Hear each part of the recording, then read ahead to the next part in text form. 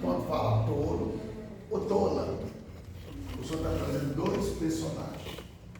E esses dois personagens, esses dois personagens vão trazer algo que vai ser de bênção ou vai ser de maldição. Então nós hoje, que somos líder familiar, somos líder, somos responsáveis da nossa casa, tudo que acontece na nossa casa nós somos responsáveis, começando da liderança, a mesma coisa a igreja. Tudo que acontece de pior na igreja, o responsável é a liderança. Não tem nada a ver com o membro, é a liderança. Se o pastor frouxar a corda, ele vai começar a ver que a igreja não vai andar da forma que Deus quer. Então a corda tem que ser bem ajustada para que a igreja não saia da linha de Cristo.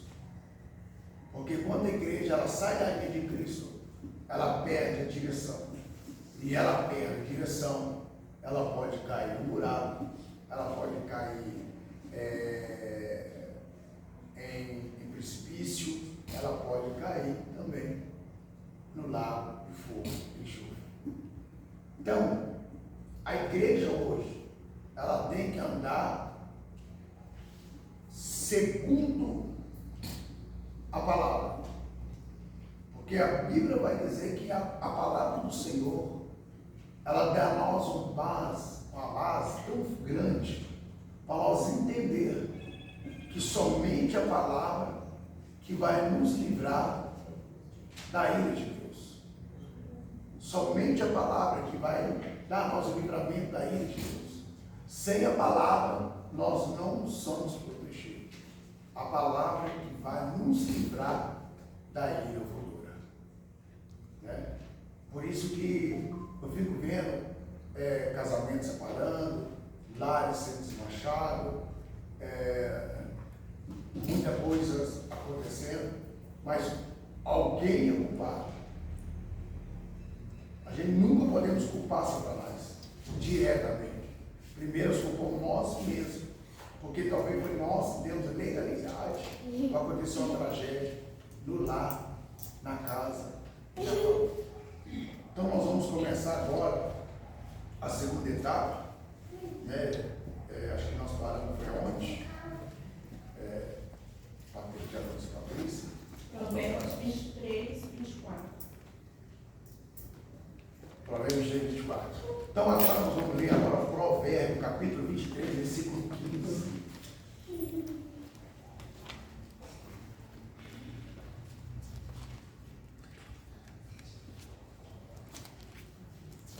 E antes de acabar, terminar por não falar a Adriana, tá, irmãos? Vamos fazer levantar uma oração com ela.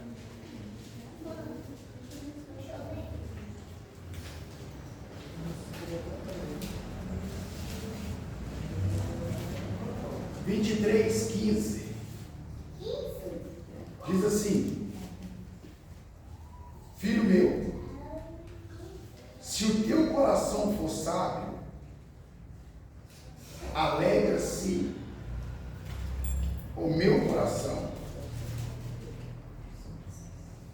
e o meu próprio. Vamos ler de novo.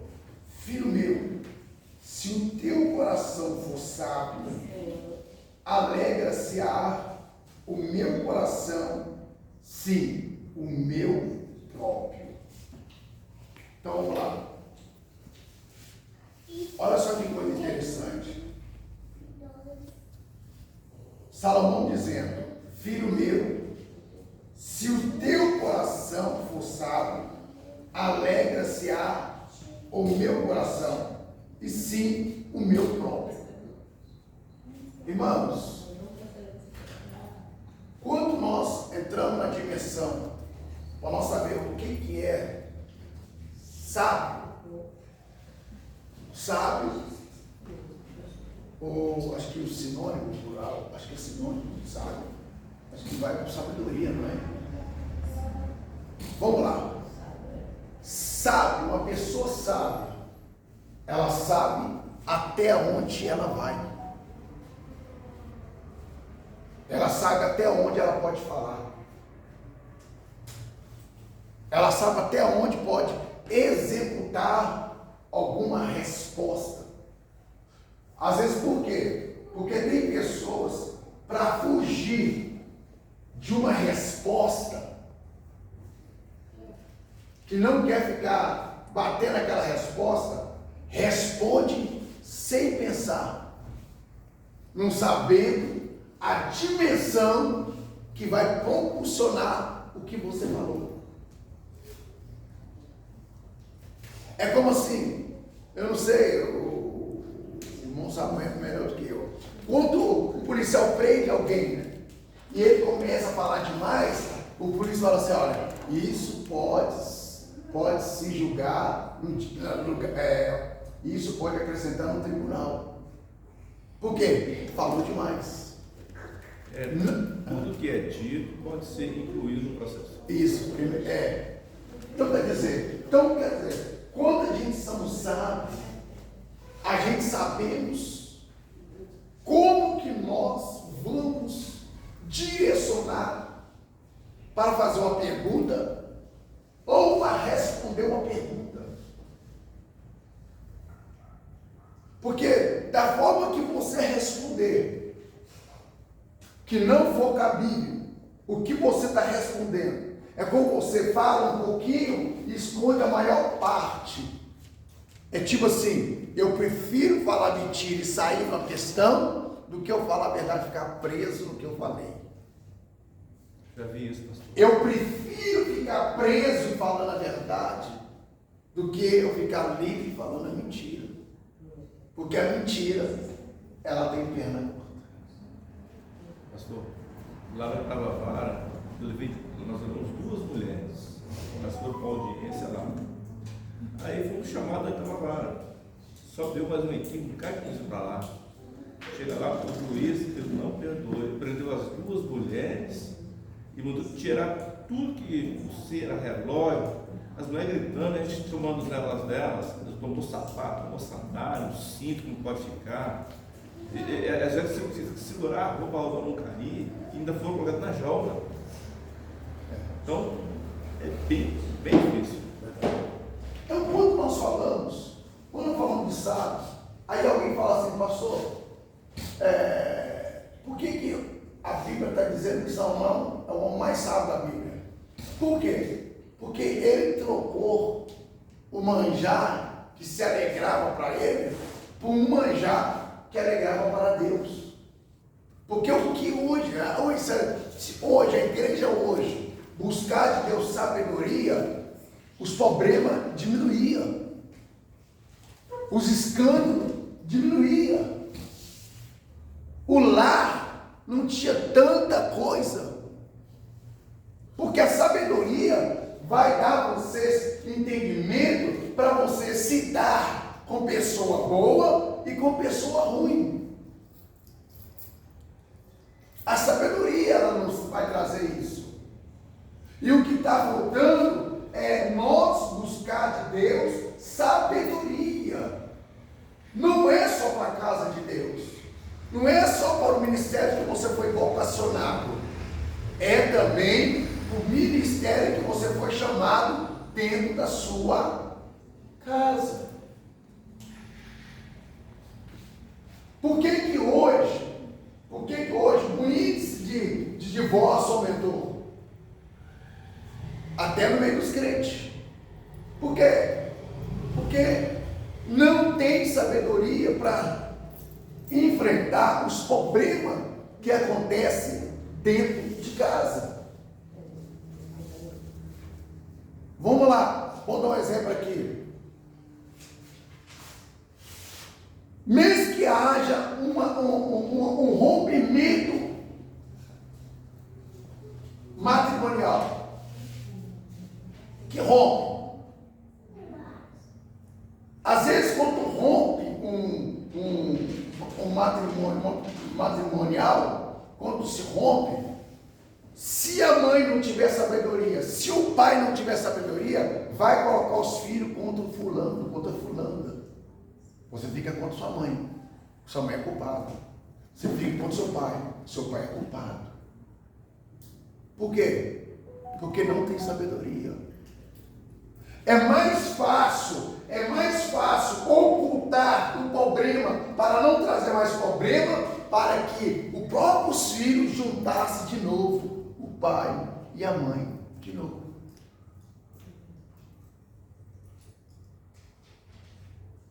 Então são coisas que nós devemos hoje entender, que a sabedoria ela não pode sair da nossa mesa. Não pode. Pode sair um outro requisito, mas a sabedoria não pode. Você pode ver que Salomão ele disse.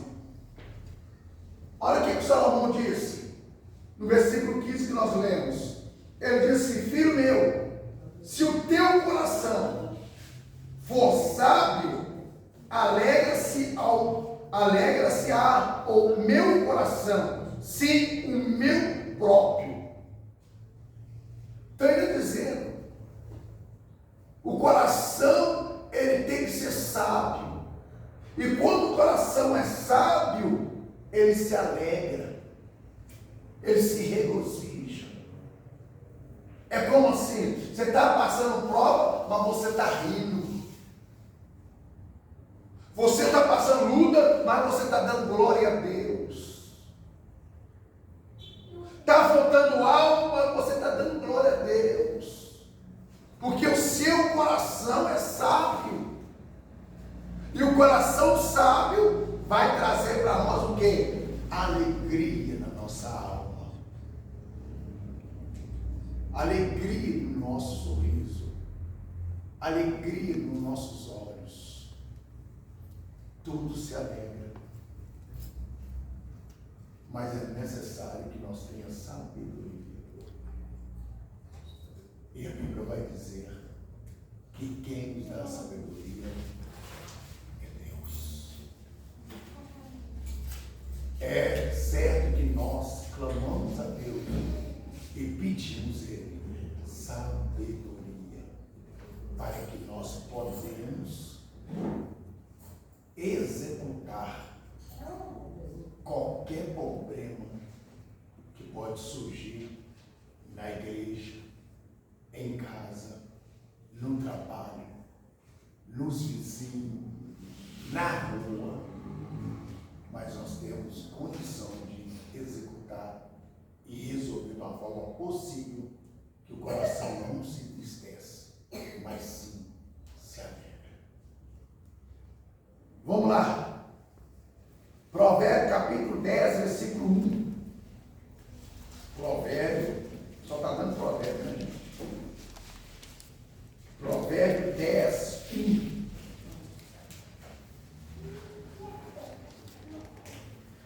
Ó, meu Deus. É quase a mesma coisa. Vamos lá. Filho sábio. Olha aqui, ó. Nós falamos agora de coração, né? Agora tá aqui. Filho sábio. Cadê as crianças? Está tudo acordado? Está tudo acordado as crianças? Só você está dormindo. Ó, presta atenção para vocês, ó. Ó, escuta aí, ó. Filho sábio alegra a seu pai, mas o filho louco é a tristeza da sua mãe. Ó. Oh, Jesus. A minha é um pouquinho diferente. Não, olha essa aqui, que eu vou destrichar aqui, quer ver? Ó, aqui, ó. Olha só. Filho sábio alegra o seu pai, mas o filho louco é a tristeza de sua mãe. Por que está dizendo assim? Que o filho sábio alegra o seu pai. Vamos lá. E olha, você pode ver que não está falando que entristece o seu pai, só entristece a sua mãe. Vamos lá. Então está dizendo aqui, ó, filho sábio alegra o seu pai. Em que fatores que o filho vai alegrar o seu pai? Em que fatores? É como o pai vira assim e fala assim: eu não quero que você faça isso, que isso é errado, eu não quero que você rouba, eu não quero que você mata, eu não quero que você responda mais velho, eu não quero que você faça isso, eu não quero que você... Então ele está se alegrando, ela está fazendo o pai dela se alegrar. E quando faz o pai se alegrar, o pai se alegra junto com o filho e vai falar assim: meu filho merece isso, a minha filha merece isso, ela merece isso. Aí dá com gozo e com alegria. Por quê? Porque ela se torna, diante de Deus, diante do seu pai, uma filha sábia e um filho sábio, que está alegrando o seu pai. Agora, quando o filho, a filha é louca, por que ela só entristece a sua mãe?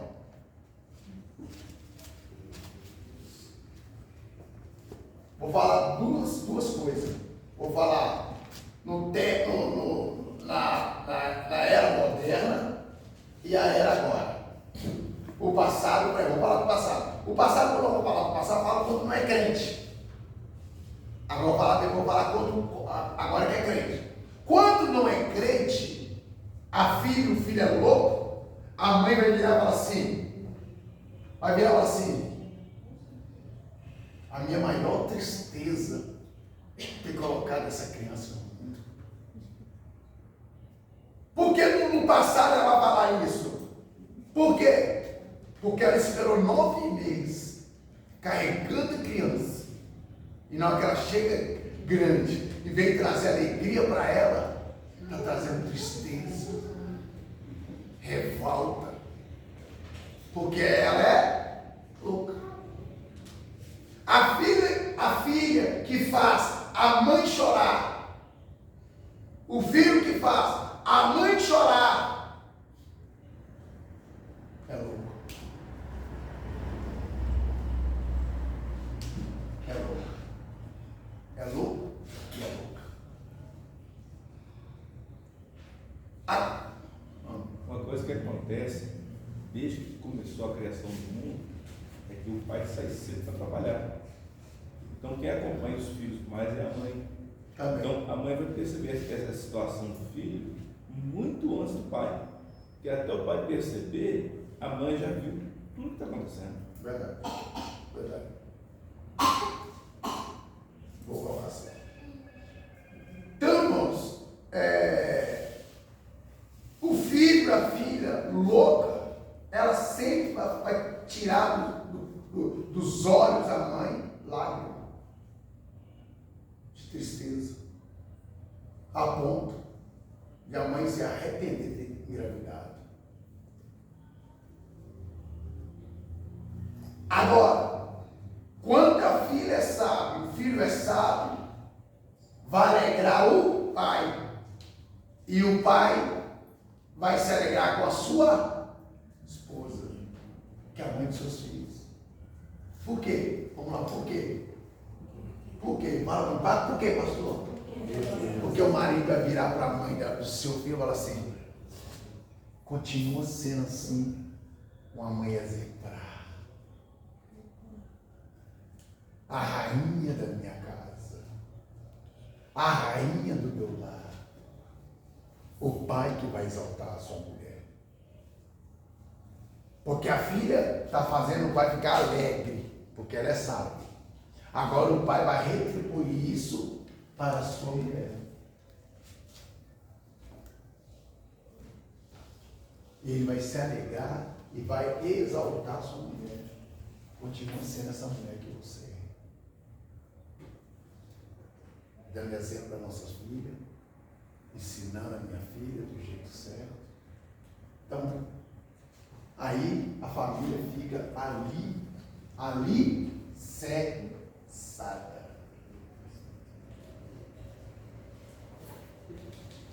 Por que a família ela fica alicerçada? De que fatores que eu estou falando? Eu estou falando fatores desse aqui, ó. A família alicerçada, por mais que haja o outro costume que os pais não ensinou, a filha vai pensar 2 vezes. E quando não há costume diferente do que lá fora, aí não adianta. Então, o costume que passamos para os nossos filhos seja um costume certo, correto e também temperado. Nem salgado demais e nem sem sal demais, mas sim temperado.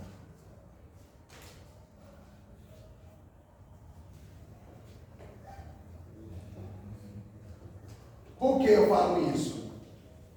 Porque antigamente as mulheres não trabalhavam. Antigamente as mulheres não trabalhavam. Na época da minha mãe, quando era mais nova, ela não trabalhava.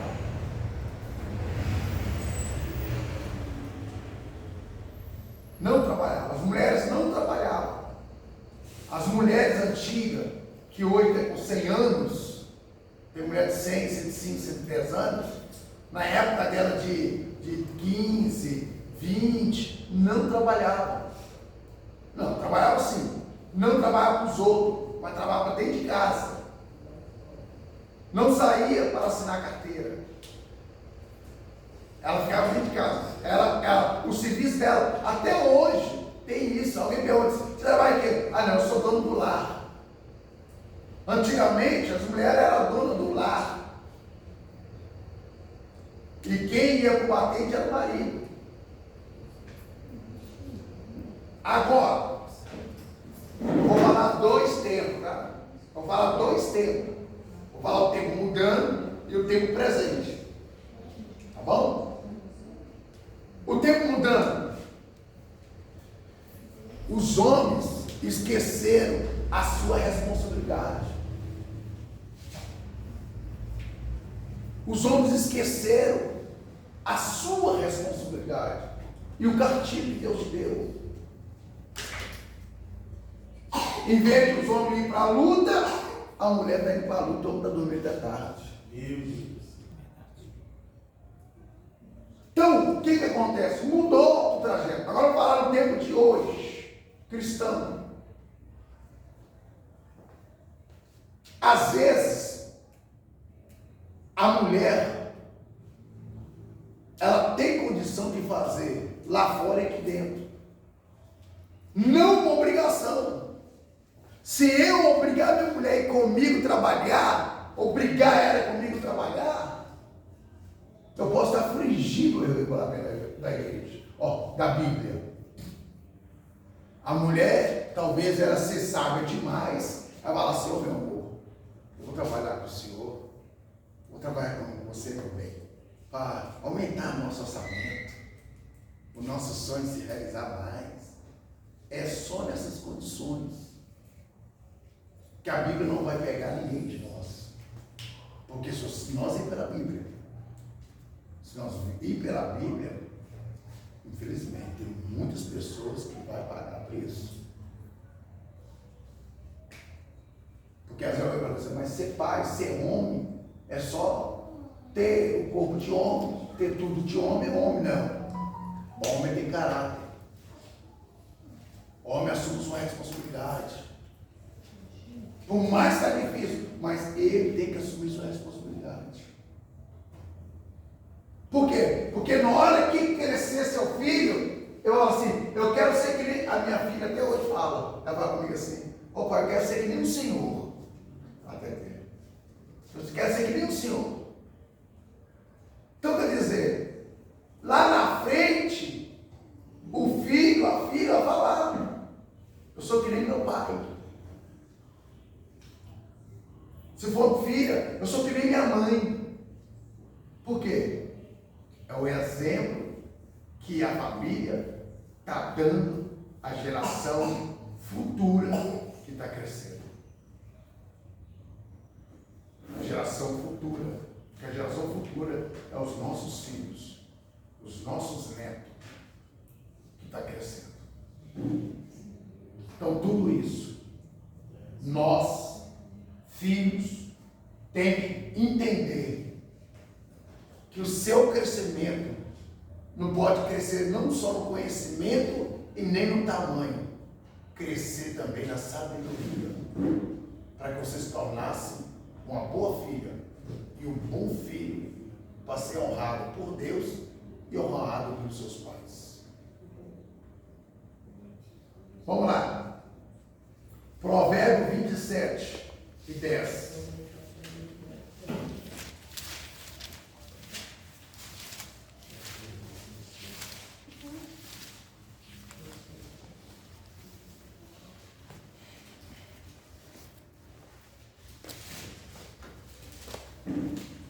Acho que vou ter que entrar na academia, misericórdia.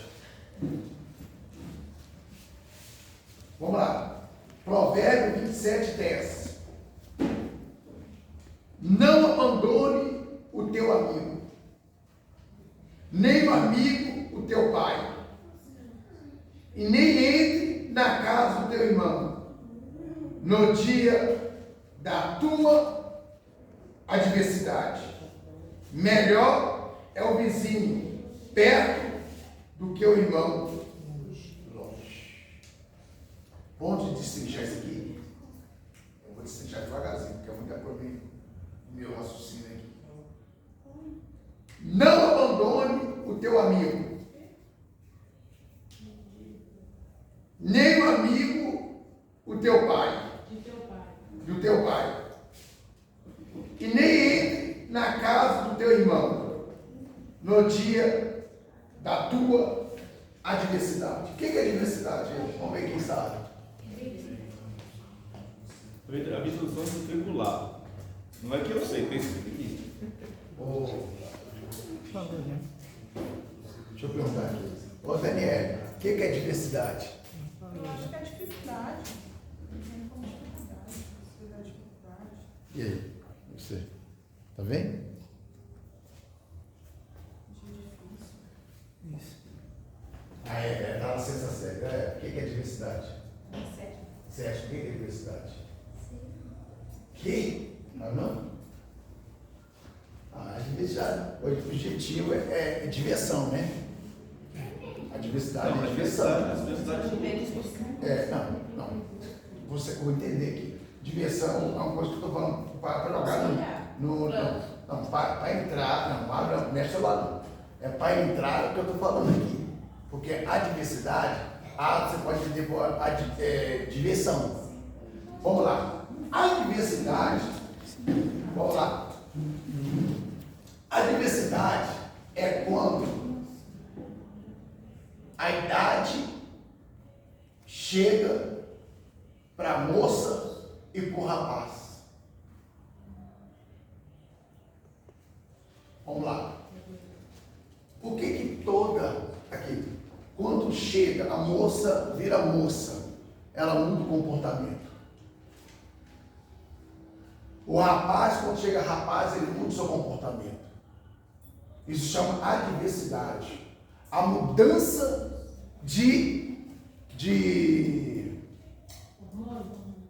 não, é mudança de categoria, para falar mais assim. Por quê? É criança, vai para adolescente, vai para mocidade e vai embora para frente. Entendeu? Vai embora para frente. Então, eu acredito, você pode ver, isso é tanto mudando, tanto crente, infelizmente. Porque a mente se abre mais, o raciocínio se abre mais, a interpretação das coisas, se não tiver a cabeça firmada, confunde a interpretação das coisas. Pode. Fala de novo, você falou um versículo. Adversidade. Não. A frase. Provérbios. É Provérbios 27:10. Então, não é que você falou. Você quer 7:10. Você quer repetir logo? É só para recapitular, para me entender, para me falar assim. 27:10. É. Não abandone o teu amigo, e nem o amigo do teu pai, e nem entre na casa do teu irmão, no dia da tua adversidade. Aí no caso da adversidade do amigo, do pai, é isso? Eu acredito aqui, ô Valério, que quando fala adversidade, é algo que mudou em alguém. Vamos Essa começar. coisa da parte do pai, você Não, está falando que não. Então deixa eu entender. Vai. Estou entendendo para não abandonar. No dia da velhice, no caso, Isso também. A adversidade, então, no dia, porque é de tempo a tempo, né? Então, para a pessoa nunca mudar com a pessoa, para poder Verdade. estar sempre ajudando um ao outro. Verdade. A partir que você está necessidade. Mas a partir que você está perguntando da diversidade, ela falou assim, e nem entreis na casa do teu irmão no dia da tua mocidade, da tua adversidade. Não, ali está falando, não abandone. Não, mas não abandona, está escrito lá no amigo. Tá, não deixes o teu amigo, nem o amigo do teu pai. Nem entreis na casa do teu irmão no dia da adversidade. Melhor é o vizinho perto do que o irmão longe. Está falando, não entrei na casa do teu irmão. Vamos lá. Vamos entrar aqui, vamos ver se nosso encaixe isso aqui. Vamos lá. Quando eu falo de diversidade, vou dar exemplo aqui, ó. Da minha casa. Vou dar exemplo da minha casa. Podia dar em ônibus, vou botar na minha casa. Vamos lá. A gente aprendemos como nossos pais. Eu aprendi com meus pais. Mesmo sendo crente, eu aprendi com meus pais. Né? Vamos supor que o evangelho não chegou em mim. Mas eu vou estar andando segundo o que meu pai me ensinou. Sim ou não? Sim. Mas quando chega o tempo da minha diversidade, eu não sou obrigado a obedecer meu pai. Aí muda tudo. Muda a minha opinião. Muda o jeito de aceitar as coisas. É isso. Entendeu? Aí é melhor vizinho perto Do que irmão longe. Então, que a gente não precisa contar com parente, contar sempre com quem está perto. Nos ajuda. Tem um ditado que fala que os outros de fora é melhor do que dentro de casa. Eles falam assim. Também não fala, Mas mas tem tem amigo amigo que é melhor que que é irmão. Porque, vamos lá, gente, é tão maravilhoso a gente ser criado de uma forma e nós sustentar até a nossa velhice.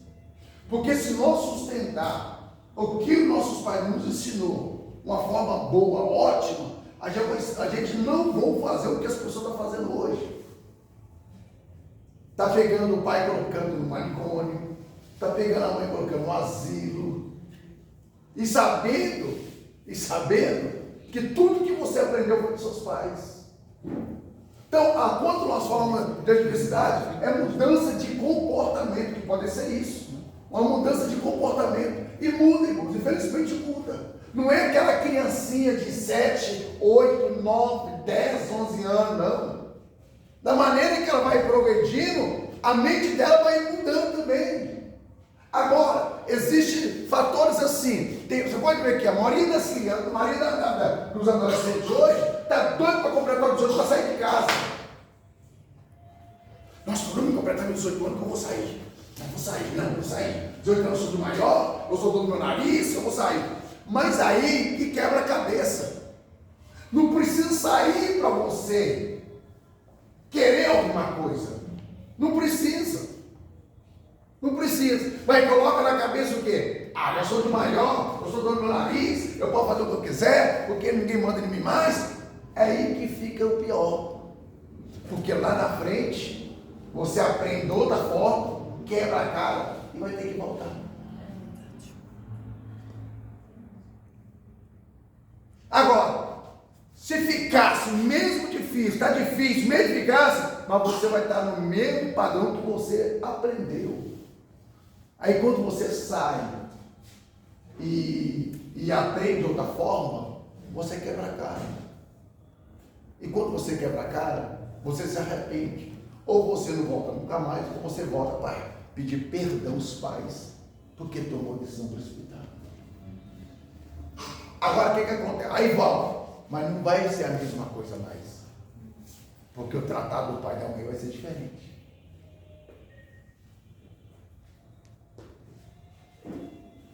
Então são coisas que nós hoje,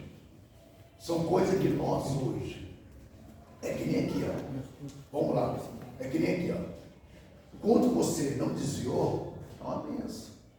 O seu diário com Jesus está né? A sua comunhão está, né? Você ora, Jesus te responde. Você clama, Jesus fala com você. Mas quando você sai para fora, que você larga o que você aprendeu e pega outro conceito e vive outro conceito fora, que não é de Deus, na hora que você pode até voltar, mas não vai ser a mesma coisa. Não vai ser a mesma coisa. Sempre alguma coisa. Davi, você fala que quando antes de Davi pecar, Deus falava com Davi, usava Davi, mas quando Davi pecou, não foi a mesma coisa. A espada tinha que ficar ali na cara dele. Entendeu? Então tudo isso é nós entender uma coisa. Abaixo de Deus não tem outra pessoa que possa dar o de melhor para os filhos do meu pai. Não tem tio, não tem tia, não tem avó, não tem avô. É pai e mãe. Eu estou sendo sincero, gente. Eu estou sendo sincero aqui. Não estou discriminando minha avó, nem meu avô, não. Sabe por quê? O meu avô, a minha avó, ela passou tudo que ela passou para o seu filho. E o que ela passou para os seus filhos, o seu filho, que é meu pai passou para mim. Agora eu tenho que passar para minhas filhas. A geração mais minha. Que seja uma geração boa, frutífera, que vem dar fruto. Porque o avô não é eterno, a avó não é eterna, o pai não é eterno, a mãe não é eterna, os filhos não é eterno, mas a geração vai indo. Calma, a geração dos avôs, entra agora outro avô, que é o pai que teve um filho, o filho tem um filho que se torna neto, então ele já tem um neto, então ele já é avô, e assim vai indo a geração. Pastor, que nem você falou assim que tem filho que fica doido para ficar de maior, né? E eu estava conversando isso lá em casa hoje. Tava assim, a gente quando tem 15 anos fica doido para chegar aos 18. Mas quando chega na fase adulta, ou vontade de voltar para os 15 de novo. Por quê? Depois que você faz 18 anos, você vai responder pelos seus atos. Enquanto você ainda é de menor, você está debaixo da saia da mão. Os pais são responsáveis. Vai responder, mas aí depois você responde pelos seus atos. Verdade. E outra coisa aqui, ó. Outra coisa. Eu hoje, se eu pudesse ficar com meu maior sofrimento foi 17 anos, 18 anos. Se eu ficasse com meus 20 anos, não sairia. Porque dos 12 anos até 18 anos, 6 anos de luta, derrota, nossa. São 6 anos amargos. Mas aí você não chama isso de Jesus ainda, né? Não, você tem Jesus com 18 anos. 18 anos e acho que 8 dias, 10 dias. Então, irmãos, 8 anos, 7 dias. Não, 8 anos, 9 dias. 18. 18 anos, 9 dias. Então aqui, irmãos, são coisas. Você pode ver, irmãos, os pais é melhor do que os professores de hoje. Porque os professores não educam, só ensinam o português. O pai e a mãe podem ensinar o português, pode estudar o inglês, a educação, respeito. Entendeu? Então hoje, os pais é melhor do que os professores. Os professores ensinam português. Aí o aluno está fazendo bagunça, está fazendo uma coisa errada, né? Fumando maconha, ele não vai fazer nada.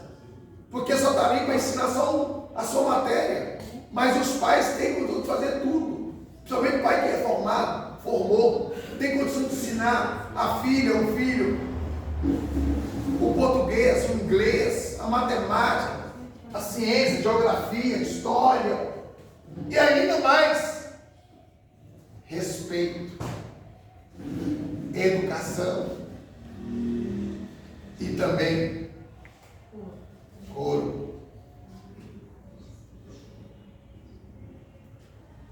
Por isso que eu falo que não tem outra pessoa melhor para criar um filho se não é pai e mãe. Não tem. Abaixo aqui, mas em cima Deus tem. Mas estou falando aqui na terra. Vamos lá, saímos de provérbio. Agora nós vamos lá no Salmo 133. Saímos do provérbio, agora não tem nenhum provérbio mais. Agora nós somos Salmo. Salmo 133.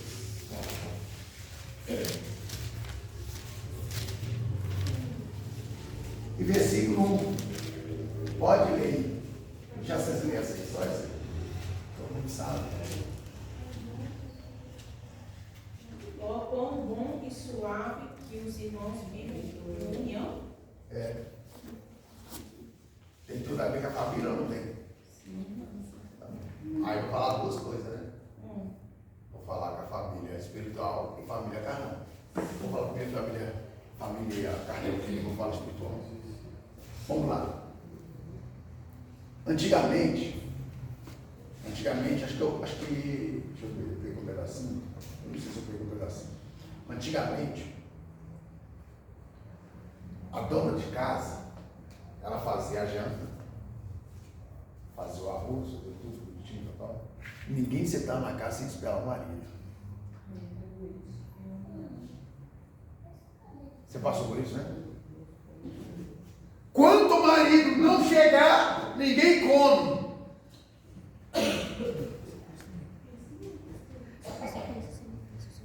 E outra coisa, e antes de comer, dá as mãos para orar.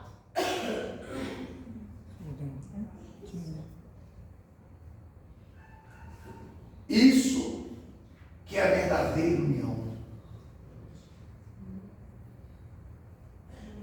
familiar. Sabe por quê? Porque toda família, se for 4 membros, pai, mãe, 2 filhos, está orando, comendo, junto, unido, o que Deus colocou na mesa. Pode. E tinha que esperar eles primeiro, né? Abrir as panelas para poder a gente ir lá e tá tirando a comida, mesmo que a gente não tinha uma mesa, né? Mas a gente comer todo mundo junto. É. Hoje é diferente. Hoje é diferente. Sabe o que está acontecendo hoje?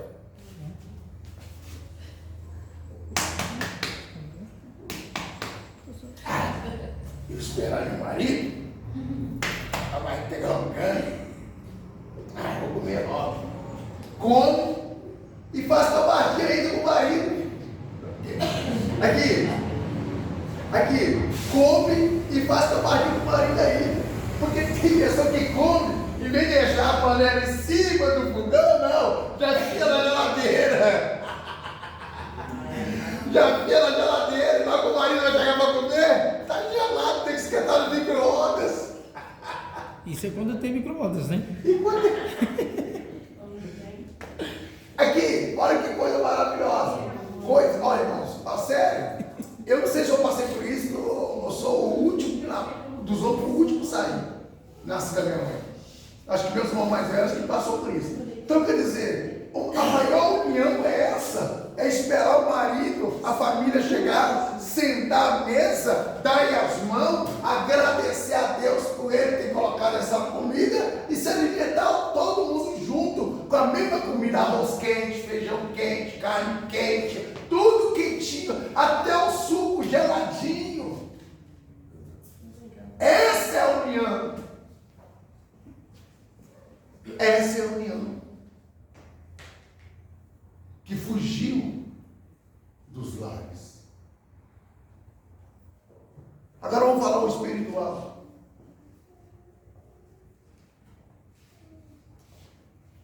Você sabia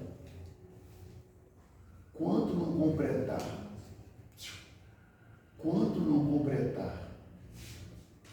as pessoas salvas, que Jesus sabe quem vai ser salvo, ele não autoriza ninguém a sentar à mesa.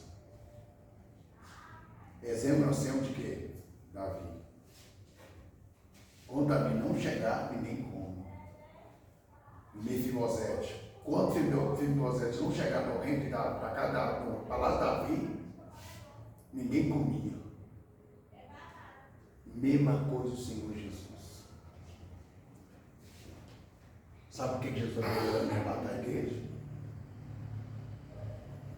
Porque tem mais conserto para morrer pelo Evangelho, e tem mais conserto para aceitar Jesus, e tem pessoas ainda que o nome dele já está no céu. Então ninguém sobra, ninguém não vai sentar na mesa. Quando o arrebatamento chegar, aí sim, a Bíblia diz, assentará na mesa do Cordeiro. Mesma coisa dentro da igreja. Quando a gente fala como é bom e suave é que os irmãos vivem união, a gente aqui na igreja nós vamos ter de discriminar um pouco a vaso sanguíneo.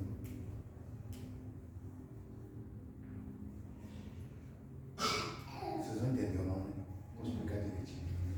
Quando nós chegamos aqui na igreja, nós temos que discriminar o vaso sanguíneo carnal.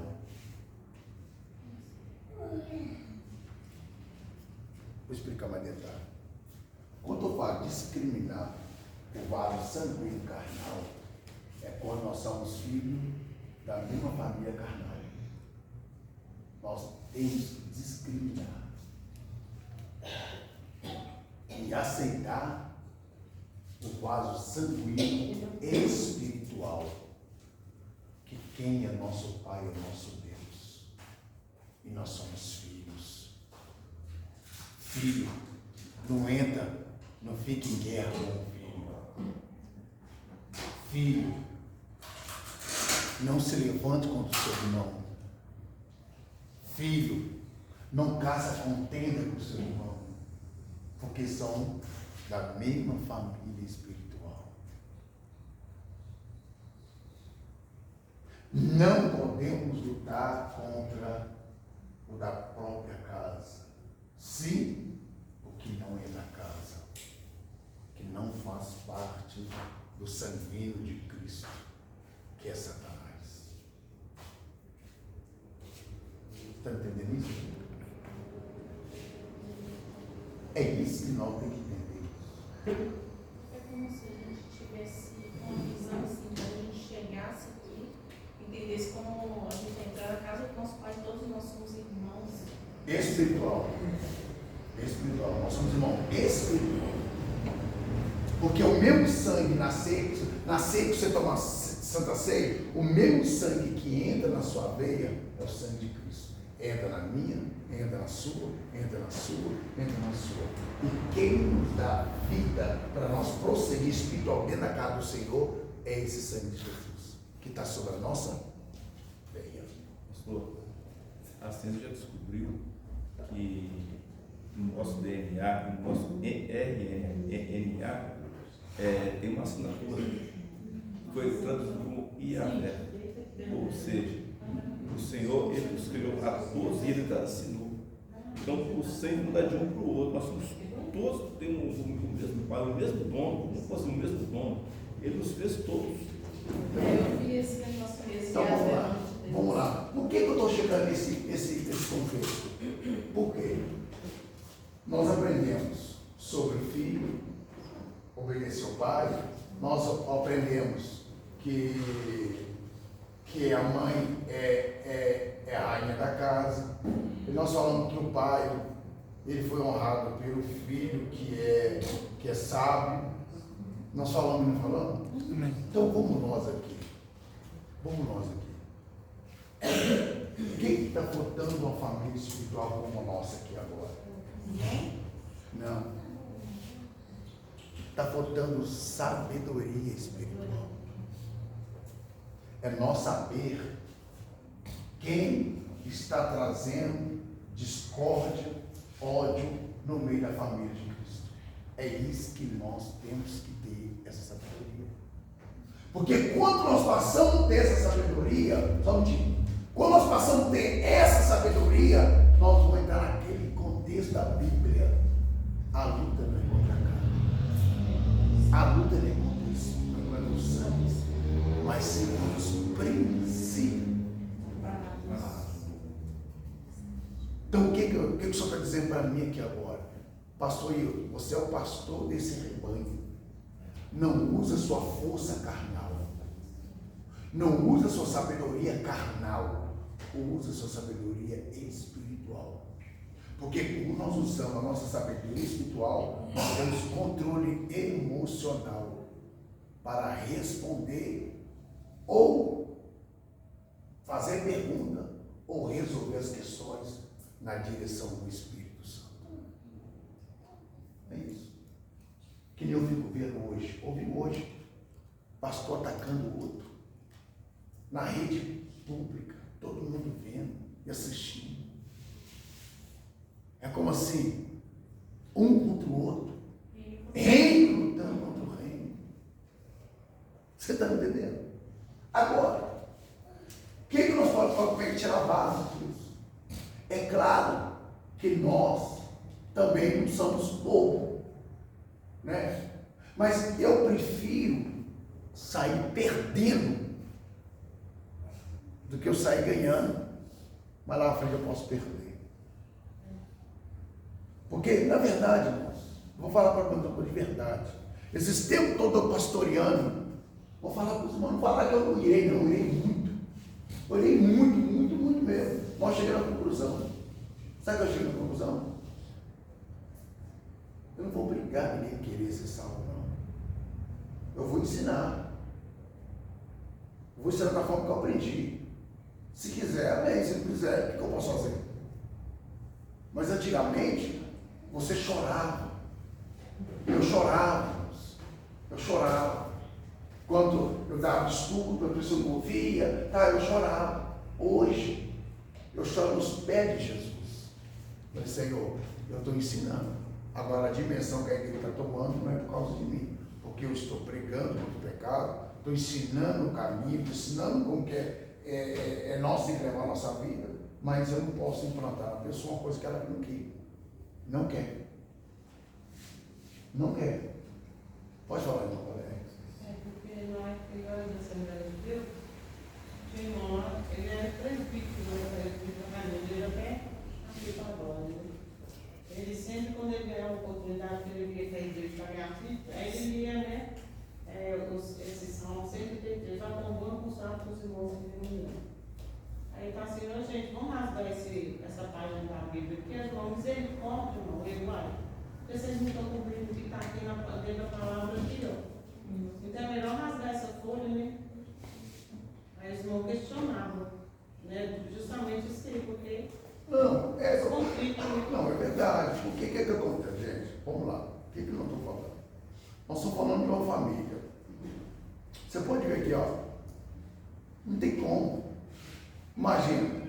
Porque quando a igreja ser tomada, vamos se juntar com Moisés, com Abraão, com Isaac, com Elias, com Eliseu, Jeremias, Ezequiel, Isaías, Josué,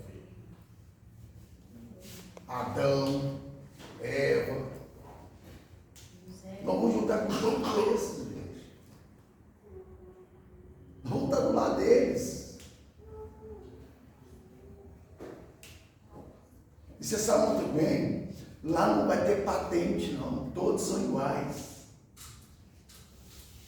Não vai ter patente, não, de 5 estrelas, 10 estrelas. Todos são iguais. Todos vão adorar na Nova Jerusalém. Todos vão comer a mesma fruta no meio do jardim. Nós vamos se juntar com os patriarcas, que nós nunca vimos.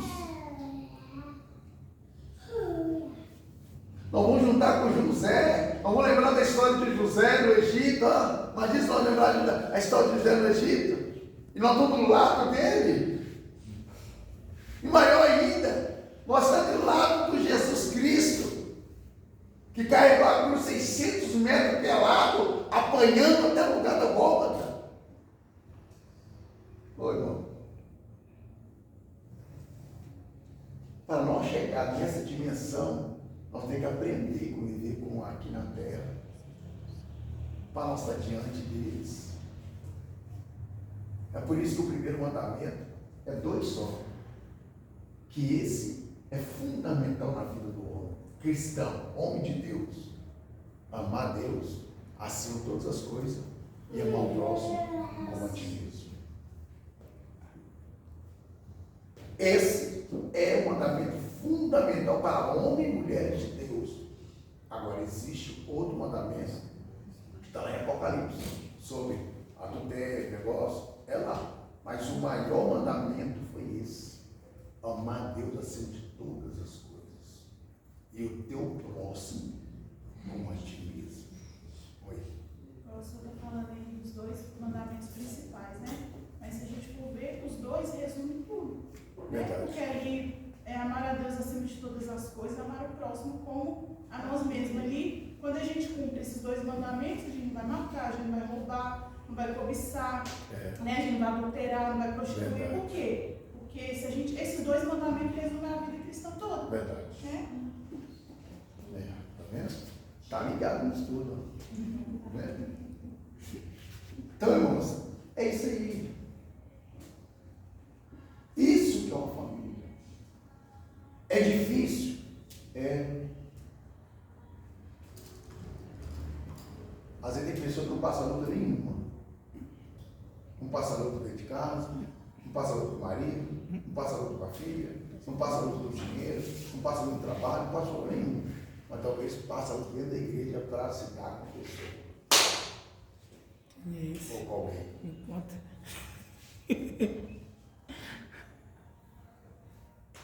Mas Quem passa na igreja, o próprio restante todo, você falou, né, filho? ela não é melhor. Meu Deus. Tá precisando orar e jejuar. Então, nossa, Se não passa a luta, não passa a prova, tá precisando orar e jejuar. Até que esse negócio de falar que passar a prova, negócio de eu não vou pegar muito bem isso, não, porque o que acontece? A maioria das provas, vamos supor, existem 2 tipos de prova, ô Luiz, vamos lá, 2 tipos. Um que Deus te prova e um que você gasta com suas próprias mãos. Isso mesmo. O que Deus te prova, Ele sabe que você vai aguentar. Mas aquilo que você gasta com sua luta, Ele não sabe se você vai aguentar.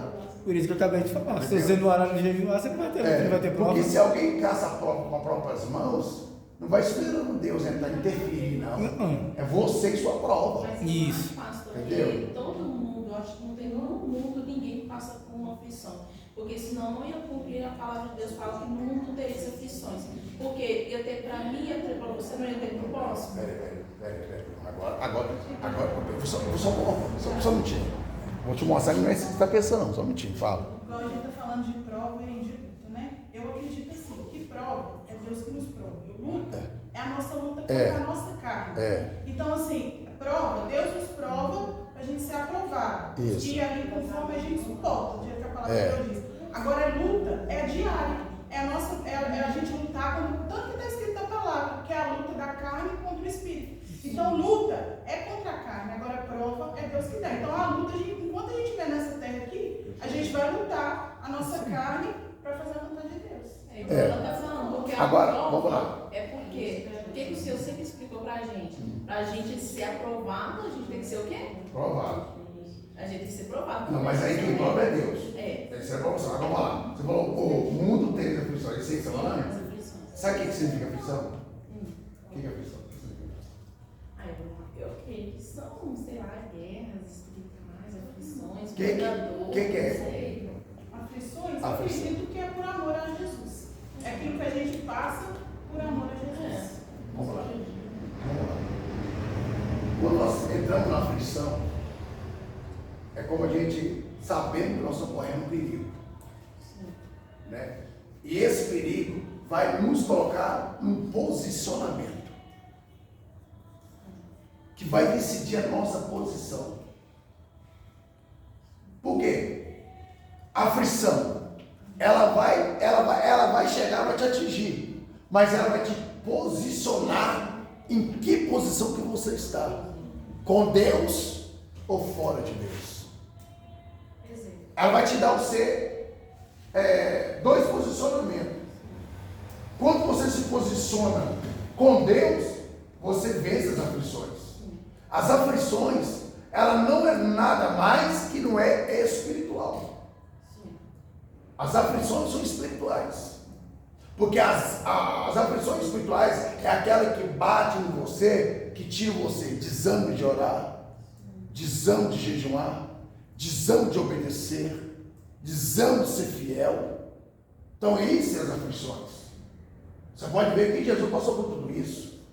A última que ele passou foi lá uma delas, a maior delas, eu acredito, seria no Gólgota e depois seria lá no deserto. Né? Várias provações que atingiu em Jesus o corpo dele, atingiu o espiritual dele e atingiu a moral dele. Porque quando você tenta alguém por uma coisa que você tem poder de fazer, mas não é hora de você fazer, aí você tem que recuar. Vamos lá. Por mais que você está certo nas suas razões, mas você não vai falar tudo que sai do seu coração para a pessoa. O que você quer. Porque aí você vai falar coisa a mais. Vai até falar palavrão. Principalmente quando você está me entendendo? Tempo de ira. Então, o que Jesus passou? Jesus passou 3 processos. Ele tinha o poder de transformar aquela pedra em pão e comer. Ele tinha.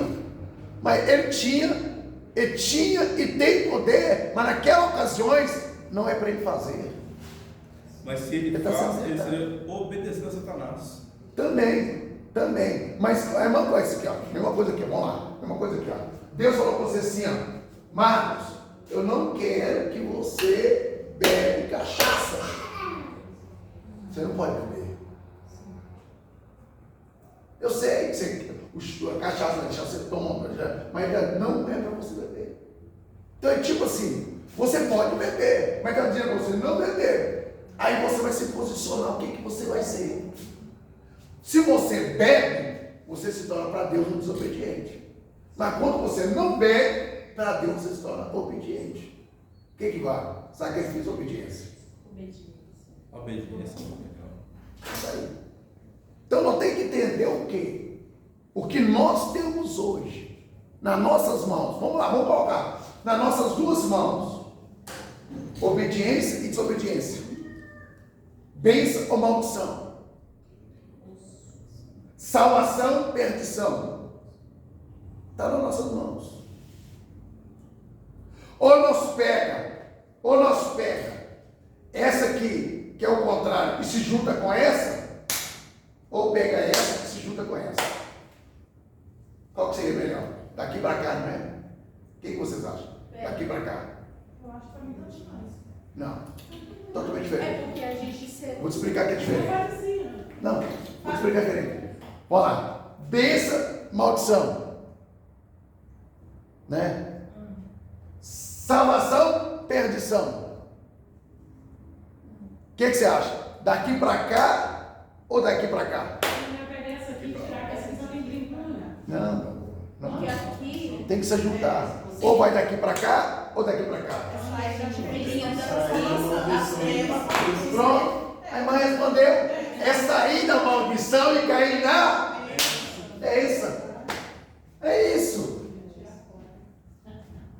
É isso. Porque se você está aqui e vai para cá, você vai para onde? As trevas. O inferno.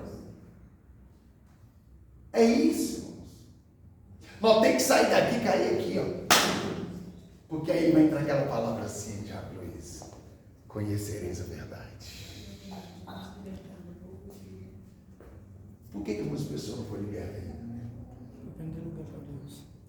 Mesmo conhecendo a verdade, não foi certo? Tem pessoa que conhece a verdade e não foi liberta ainda não. Você quer que eu fale? Quem quer que eu fale? Fala, pastor. Porque quem conhece a verdade não mente.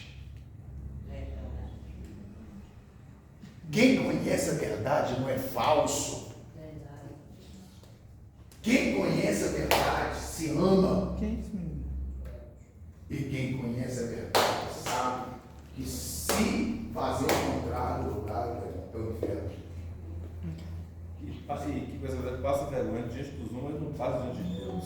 Não quer tentar contar? É que nem aqui, ó. O marido e a mulher. Vamos lá. Por mais que você fez uma cagada, por mais que você fez uma besteira na sua vida, é melhor você sentar do lado da sua mulher e contar para ela. Tá bem, você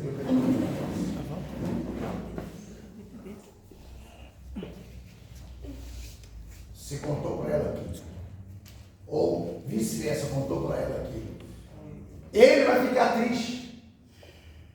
Mas a tristeza dele não vai ser duradoura. Vai acabar. Por quê? Fala por quê, pastor? Porque quando você conta a verdade para alguém, por mais que você fez e contou a verdade, a pessoa vai ficar aqui no seu coração. Poxa, por que aquele irmão fez isso? Por que aquele irmão fez isso? Aí passa um dia, passa 2 dias, passa 3 dias, ele começa a esquecer, depois, ó, esqueceu. Agora, quando é mentira, não. Quando é mentira, não. No momento você convenceu ele. Mas a mentira, ela anda 1 quilômetro e para. Porque depois revela a verdade. Também porque Satanás tem legalidade, né? Quando você fala a verdade, ali cai por terra toda a legalidade do inimigo, por mais dura que seja, né? Mas ali quando mantém a mentira, Satanás só tem legalidade, uma brecha para trabalhar, né? Talvez o diabo não vai revelar a sua mentira, porque sabe que você é filho dele. Para que o diabo vai mexer no seu filho? Para quê? Aí a pessoa vai manter a mentira, Aí vamos dar mentira, né? Vai. Essa mentira vai gerar o quê? Salário. E qual que é o salário? Morte. Primeiro morre talvez da igreja. Depois morre física. Entendeu como que é o processo? Isso que é. Nós temos que entender isso. Às vezes tem pessoa que erra, né, conta mentira, mas reconhece que está mentindo. Ô pastor, me perdoa, eu falei mentira do senhor, eu errei, tal, não vou cometer isso mais não, nossa, eu não me enxerguei e tal. Outra coisa, e aquele que sustenta a mentira até hoje? Sabendo que tudo que faz, toma a Santa Ceia dignamente, dá o dízimo que Deus não está recebendo, as suas orações não chegam no céu, por causa da mentira, o seu jejum não chega no céu, por causa da sua mentira. Nossa, vi uma coisa aqui agora, vou ter que soltar. Eu vou soltar. Posso soltar? Vamos lá. Vou soltar.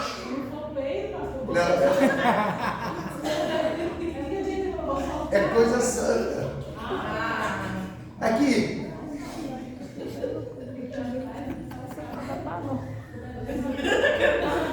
Ô, glória.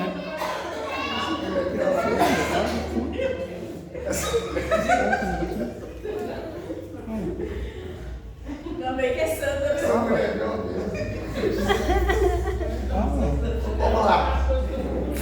Vamos lá. Aqui, ó, olha só. Vou falar eu. Eu prego na mentira, eu falo na mentira, eu jejuo na mentira. Aonde vai meu jejum? Aonde vai minha oração? E aonde vai meu posicionamento? Quem que eu estou adorando? Quem que eu estou jejuando? Quem está recebendo meu jejum? Quem está recebendo minha oração? Satanás. Porque ele é o pai da mentira. Ele se torna filho do cão. Está vendo aí? É isso aí. Irmãos, vou falar uma coisa bem clara para os irmãos. Por que os advogados não é maioria constituída por Deus? Hein, irmão? Por que a maioria dos advogados, maioria não vai ser salvo? Porque eles são valores. Eles mentem para ganhar. Não veio a verdade. Não veio a verdade. Eu falo muito. Eles defendem a mentira. A mentira. É que Você, vamos supor, aí eu conto pra ele uma mentira. Eu falo, eu estou em casa, aí eu vejo uma mentira. Tem isso da cara. Verdade. A minha filha vai formar agora, ano que vem agora, começo do ano, advogada. Ela não quer ficar na advocacia. Porque ela voltou para a igreja agora, ela não quer ficar na advocacia. Então o que acontece? Mas ela pode advogar. Não, ela vai. Depois ela se pode se tornar. Não, ela vai fazer para delegado, ela vai formar e vai entrar para delegado. Então, aqui, então olha só, irmão, olha só. Por que o advogado, ele, Maurinho não vai ser salvo? Por causa disso. Porque o cara que matou alguém vai contar a verdade para o advogado. Aqui, eu matei mesmo, matei então. Sabe o que o advogado fala com ele? Você não pode falar que você matou, não. Você não pode falar que você matou. Porque você vai ser condenado. O que você fala? Fala que você não matou. E eu vou bater a testa para você não ser condenado. Aí ele está visando o quê? Ele não está visando a verdade. Ele está visando o dinheiro que ele vai arrancar da pessoa contra a mentira. São advogados criminalistas, né? Entendeu o que eu estou falando? Então, irmão, são coisas, infelizmente, irmão. Eu sei, irmãos, eu sei que às vezes tem pessoa que às vezes não vigia, fala mentira. Eu sei, mas a pessoa tem que posicionar. Fica na mentira ou fica na verdade? Tem que se posicionar. Tem que se posicionar. Eu sei que é falho alguém contar mentira. É falho, eu sei que é falho. Todo mundo é falho. Todos nós somos pecadores. Mas nós não podemos se posicionar na mentira. Nós não podemos. Porque se eu contar mentira, irmão, no dia da ceia, eu estou tomando a Santa Ceia indignamente. Crava isso, irmãos. Se você contou mentira para alguém para sair de um problema que você mesmo causou e achando que você fez coisa certa e tocou na ceia do Senhor, você tomou pela sua própria condenação. Porque se Jesus voltar aqui agora, diante de Deus, eu vou falar aqui, ó. Se Jesus voltar aqui agora, e no dia da Santa Ceia você mentiu e tocou na ceia do Senhor, sem reconhecer, nem se mudar o seu posicionamento, você não vai subir. Não vai. Vai ser envergonhado diante do Pai. Não vai. Porque quando não se posiciona na mentira, nós se torna pai, filho do diabo. Você pode ver aqui, ó. Ananias se posicionou a mentira. Até que naquela época, olha, eu quero trazer um estudo depois que acabar isso aqui, irmãos. Eu vou trazer um estudo sobre o que fez as pessoas perder a salvação na lei. Tá, irmãos? Vou trazer um estudo. O que fez as pessoas perder a salvação na lei? Porque a lei e a graça são diferentes. São diferentes, tá, irmãos? A lei, eu vou pregar o estudo, eu vou entender. Eu não vou falar que eu penso, que eu comecei a meditar um negócio, eu vou aprofundar nisso aí. Eu acredito que naquela época da lei, morreria para não dar continuidade de vida. Acho que não perderia a salvação. Eu vou procurar estudar sobre isso aí. Agora, na graça não. Na graça, se você morrer no pecado, você vai para o inferno. Na graça, você, se morrer, vai para o inferno. Agora, na época de Jesus, na época de Abraão, eu acredito que eles perderam a oportunidade de granjear no seu ministério. Eu acho. Vou aprofundar o estudo. Depois que acabar isso, eu vou entrar com esse estudo sobre a lei e sobre a graça. Vamos falar mais da lei. Aquelas pessoas que morreram, como Sambalate, como Tobias, como o sobrinho de Arão, que foi queimado em cima do altar. Eu vou procurar aprofundar isso, se eles perderam a alma deles. Acã, entendeu? Então eu quero saber, eu vou procurar estudar se realmente eles perderam a alma deles. Porque isso estava na lei. Porque eu entendo que é a graça que perde a alma. Agora lá eu não sei. Então tem que estudar quando passa para vocês. Sem estudar eu não faço. Porque eu acabo confundindo a mente de vocês. Vamos lá. Salmo 103.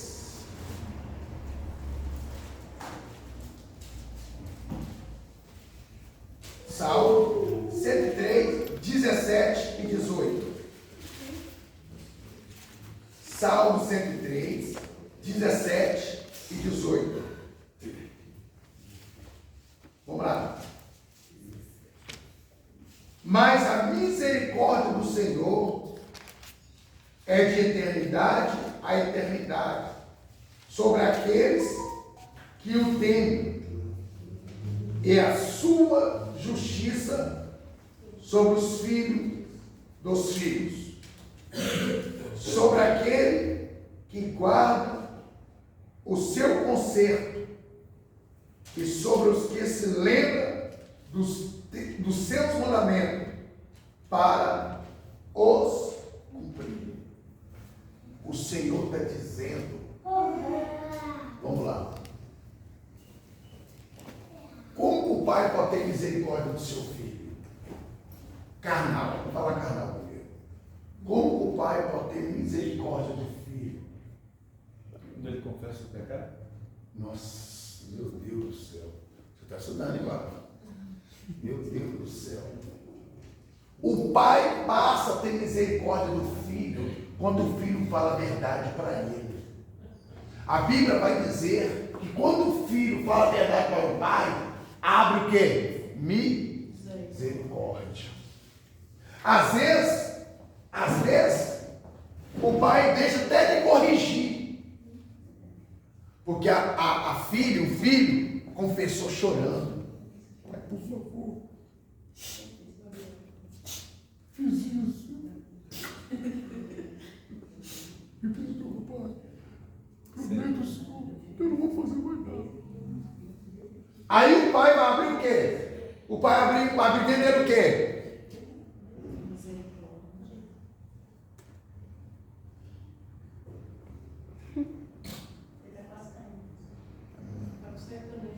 Carreguei no colo aqui. Vem cá, Gabriel.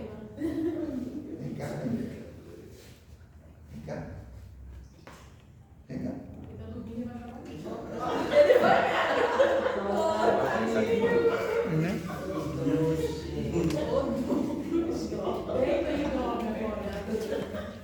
Você entendeu? Quando o filho chega para a mãe e diz, mãe, eu fiz isso, me perdoa, chorando. A mãe vai pensar assim, bata no mato. Bata no mato. Ah não, vou bater não, vou colocar só de castigo. Aí coloca. Aí amanhã, depois da manhã, a filha não faz mais nada disso. Aí o pai vai ficar tão alegre, a filha vai ficar tão alegre do filho, que vai ter misericórdia. Assim é a mesma coisa Deus para conosco. Assim é a mesma coisa Deus para conosco. A Bíblia diz, errar pode ser normal, mas não continue errando toda hora. Pecar é normal, mas não fica pecando toda hora. Para que o Pai tenha misericórdia por você, de eternidade e para a eternidade. Quando fala de eternidade para a eternidade, é para toda a vida, quando você tiver fôlego de vida para respirar. Papai.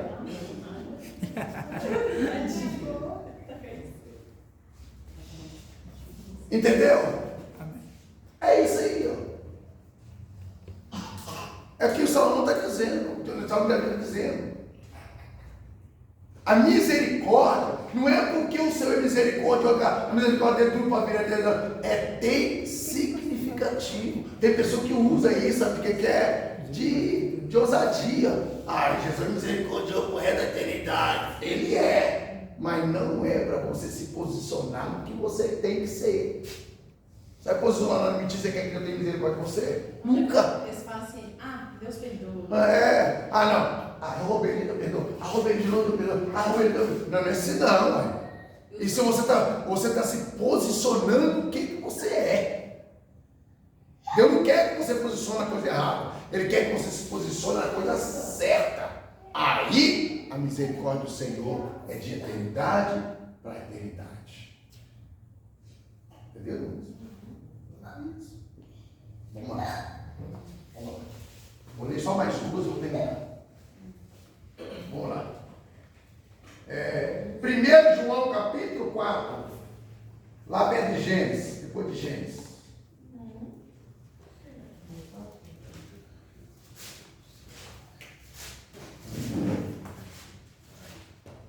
Primeiro João, capítulo 4, versículo 20. 1 João, capítulo 4 e versículo 20, diz assim: se alguém disse, eu amo a Deus, e aborrece o seu irmão, é mentiroso. Pois quem não ama o seu irmão, a qual viu, como pode amar Deus a quem não viu? Ele está dando uma, ele está fazendo uma pergunta e está respondendo. Acho que ponto de interrogação. Um ponto de interrogação. Uma pergunta. Uma pergunta. Assim, ó, se alguém diz, eu amo a Deus e odeio seu irmão, é mentiroso. Pois quem ama o seu irmão, a qual viu, pode amar a Deus, a quem não viu? É uma pergunta. Isso é uma pergunta. Ele fez uma pergunta. Após João fez uma pergunta. Ele está dizendo para mim assim, ó. Vamos lá. Você sabe muito bem que o evangelho nosso começa dentro de casa. Você sabe muito bem disso, né, gente? O nosso evangelho, a nossa obra cristã, começa dentro da nossa casa. Tá? Eu não sei se vocês aprenderam, eu acho que eu já falei isso já. A nossa obra começa, nosso ministério começa dentro da nossa casa. E expande para o templo e para o mundo. Então começa na sua casa, expande dentro da igreja e da igreja expande para o mundo. Então vamos lá. Eu não posso. Vamos lá, vou falar da minha mulher aqui, eu vou falar da minha esposa. Eu falo que eu amo minha mulher. Eu falo que eu amo minha mulher. Mas eu estou traindo ela, eu amo? Eu amo ela? Eu falo que eu amo minha mulher, que ela é linda, que ela é um avião para mim, mas eu estou traindo ela, eu amo ela? Não.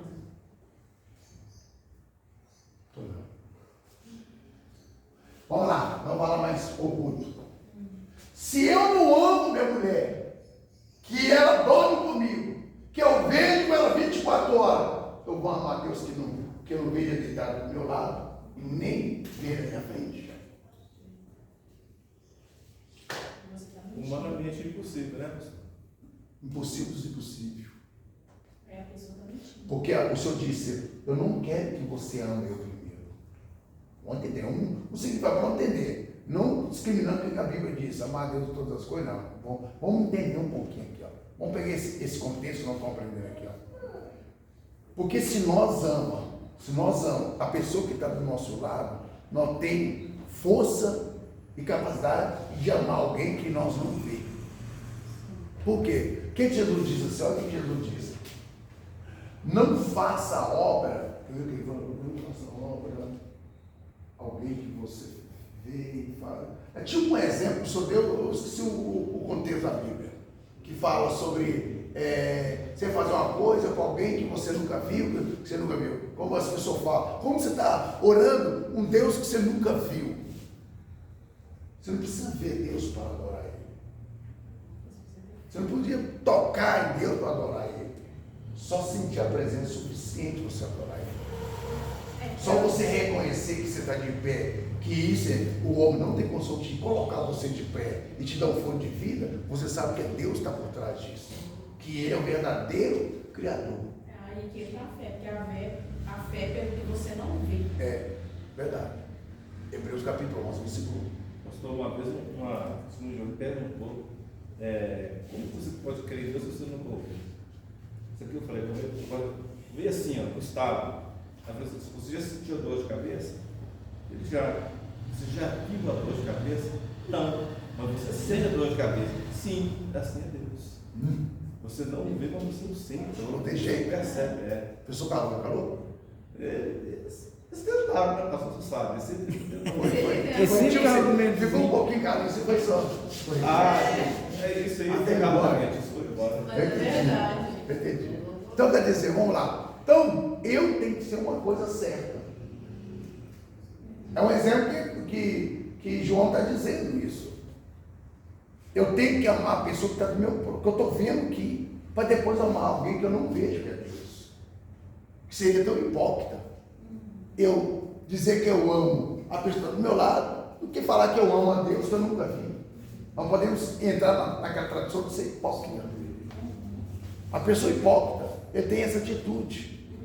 A pessoa que não é hipócrita, não tem essa atitude. Então, isso que traz o quê? É o desconforto dentro da casa de Deus. Né? Às vezes, o irmão fala uma palavra para uma pessoa sem vigiar, é motivo de não amar mais o irmão. Deu uma resposta, é motivo de não deixar de amar o fulano. Imagina Deus olhasse para nós e falar com nós assim: olha, eu não amo você não, porque eu vi você cobiçando a mulher do próximo. Eu não amo você não, porque eu vi você cobiçando o homem do próximo. E aí? Tipo assim, como o senhor falou, deixar de amar o irmão pelo erro dele. Imagina se Deus olhar pelo que a gente faz então. Né? E aí? Vamos supor que Jesus agora, ele está na lei de Moisés. Ele pega a graça, rasga a graça e coloca a lei de uma vez toda. Nós estamos encrencados. Nós estamos super encrencados. Então nós temos que entender o quê? Pode falar. Nós temos que entender o quê? Nós temos que amar, gente. Você acha? Você quer só amar na rosinha? Quer ficar só na rosinha? Amar a rosinha? Rosinha tá aqui. Não tem espinho, eu vou amar. Aí quando surge o espinho no meio da rosa, não quer amar mais não, né? Porque vai espinhar você, né? Não. É amar tanto no espinho como na rosa. É isso. O cristão é esse. O verdadeiro cristão não é aquele que foge do espinho, é aquele que fique do lado do espinho. Porque o espinho não mata. O espinho é um livramento, é uma bênção que vem para a vida da gente. Ele vai evitar um mal muito maior do que aquele espinho. Ele vai te levar de um mal muito maior do que aquele que você acha que está te incomodando. Quando a gente tem consciência, né, quando a gente tem consciência de que a gente nunca fez nada para que Deus nos amasse, porque quando a gente não estava na presença de Deus, o que a gente tinha para oferecer a Deus? O que a gente tinha de bom para que falasse, não, Deus me escolheu, Deus me salvou por causa daquilo? E quantas vezes a gente reconhece, eu reconheço a minha vida, mesmo quando eu não era cristão, Deus me livrando, Deus me guardando, Deus me protegendo. Então, quando a gente olha dessa forma, eu até aprendi dessa forma a olhar para as pessoas dentro da minha casa. Porque no início da minha conversão era muito difícil, eu não queria nem ficar na minha casa, eu preferia ficar fora, porque não era fácil. Só que eu fui, o Espírito Santo foi trabalhando, né, de acordo com que a gente vai deixando, e foi me fazendo ver dessa forma, me fazendo olhar com misericórdia para as pessoas, né, foi me fazendo falar mas o que eu tinha de bom para me falar que Jesus deu uma coisa boa em mim, que eu era merecedor de alguma coisa? Eu comecei a ver de outra forma, comecei a tratar as pessoas com mais paciência, com mais misericórdia, sabendo que eu recebi essa misericórdia. Mas somente quando a gente tem consciência, né, da onde que Jesus nos tirou e que Ele fez por nós aquilo que nem a gente pediu. Porque se puder falar qualquer um aqui, alguém buscava Jesus antes? Quando você estava no mundo lá, você procurava Jesus? Você queria saber de Jesus? Não queria. Mas Jesus já tinha nos escolhido. Então, quando a gente tem essa consciência dentro de nós, a gente olha para as pessoas de forma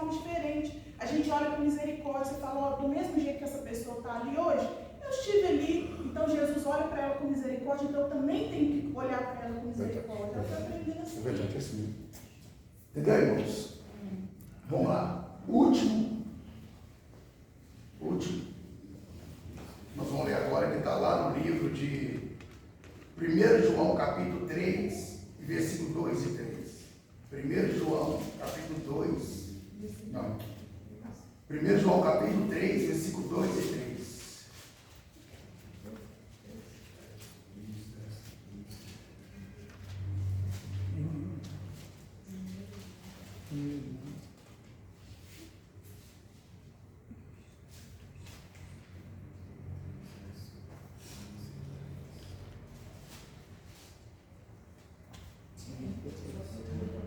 Diz assim: amados, agora somos filhos de Deus, e ainda não é manifesto o que havemos de ser, mas sabemos que quando Ele se manifestar,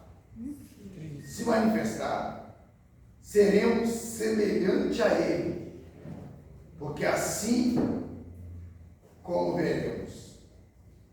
E qualquer que nele tem essa esperança, purifica-se a si mesmo, como também ele é puro.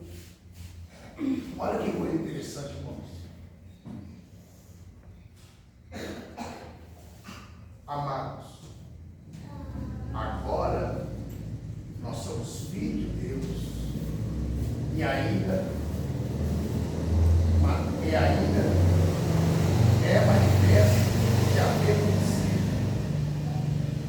Ainda não é manifesto o que havemos de ser. Então está dizendo aqui, ó, nós agora somos filhos de Deus. Mas quando o Senhor se manifestar, que é o arrebatamento, nós se tornamos agora a noiva de Cristo, semelhante como Ele é. Então vamos lá. É que nem que hoje aqui, ó. O filho nasce, vai na sua idade. Na hora que ele chega numa certa idade, ele vai querer o que ele quer ser. Eu quero ser um professor, eu quero ser o seu advogado, eu quero ser um cientista, eu quero ser isso, eu quero ser médico, quero ser médico, quero ser isso, quero aquilo. Então ele vai se posicionar o que ele quer ser, né? O que ele quer ser. Mas nós temos que entender agora que o Senhor, quando Ele retribui isso para nós, Ele está dizendo assim: olha, você aqui é meu filho. Você é meu filho, você faz parte do meu filho, da minha semelhança. Mas quando o Senhor se manifestar nas nuvens, levando a tua igreja, nós saímos de um patamar de filho para se tornar noivo do Cordeiro. A igreja que sobe. Aí a Bíblia diz que nós vamos ser semelhantes a Ele. Por que a semelhante a Ele? Aí lá no versículo disse, lá no último versículo, ele diz assim, ó, qualquer que nele tem essa esperança, olha, qualquer que nele tem essa esperança, se purifica-se. Quem tem essa esperança de ser igualzinho a Ele, se purifica-se. Qualquer um de nós que tem essa esperança, se purifica-se. Porque se purificando, você se torna puro, como Ele é puro.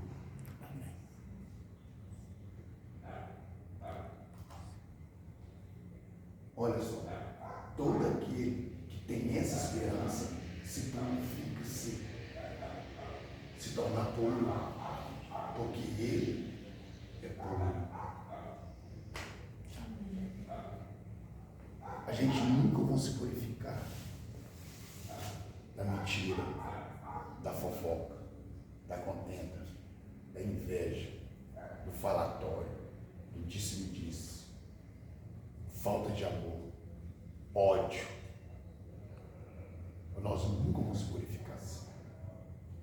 Nunca. Nós só vamos se purificar é quando nós fazemos o oposto que eu falei. Aí nós tornamos puro. E se torna puro, nós vamos ser semelhante a Cristo puro.